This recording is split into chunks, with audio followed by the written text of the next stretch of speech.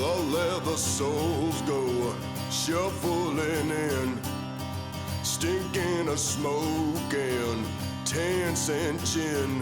Now who will toast our noble host who has this morning given up the ghost?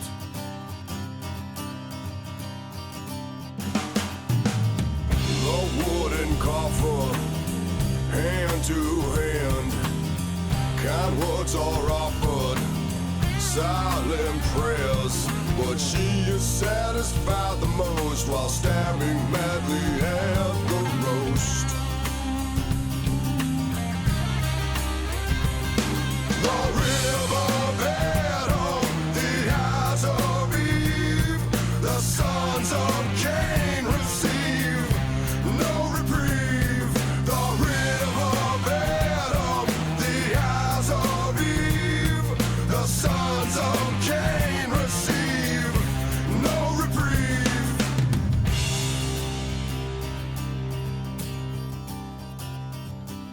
So, to pick up where we left off in a brief little recap.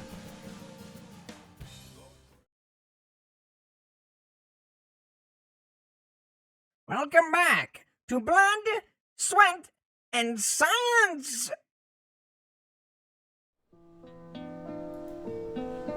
As the party enters the cabin, Ethaniel sets Scrappy on the table and asks Truth to gather some supplies for him. When Truth brings down some bandages, Bard goes over to Ethaniel and tells him to let him apply the bandages. Truth then tells Ethaniel that while Scrappy's arm is not broken, it is out of socket, and that they need to push it back in. Once they push his arm back in the socket, Bard turns to Ethaniel and questions him about Variola. Ethaniel falls silent, and Nashun comments how Ethaniel was so mad at him about keeping Alistar a secret from them, yet now it is Ethaniel that keeps Variola a secret from them. Limo then says that while he agrees with Nashun that now isn't the time, and that they'll continue talking in the morning, and as the three of them walk out of the room, Bard, Limo, and Nashun are outside. Bard decides to clean himself in the river. Meanwhile, Limewell and Nashun apologize to Bard and how they treated him back in the arena, to which Bard tells them that he was too light-hearted and sits at the porch.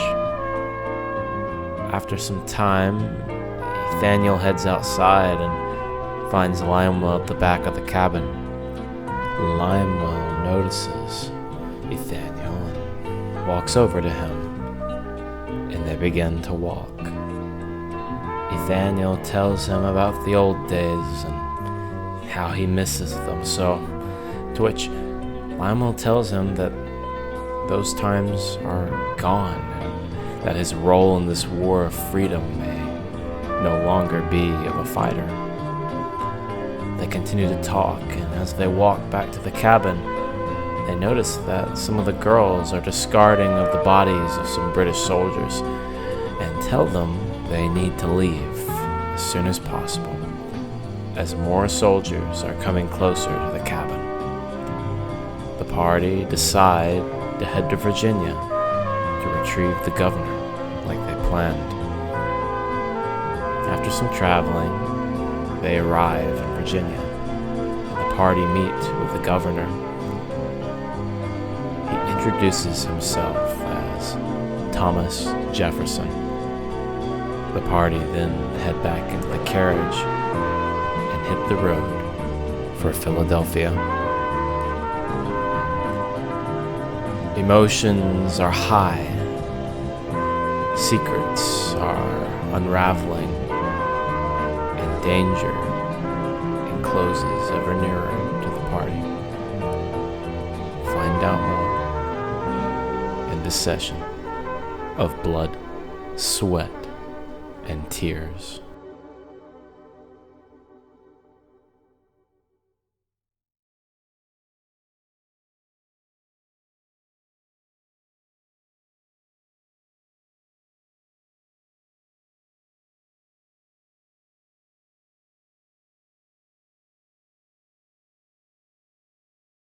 Hey, this is Guitar Bard from Blood, Sweat, and Tears.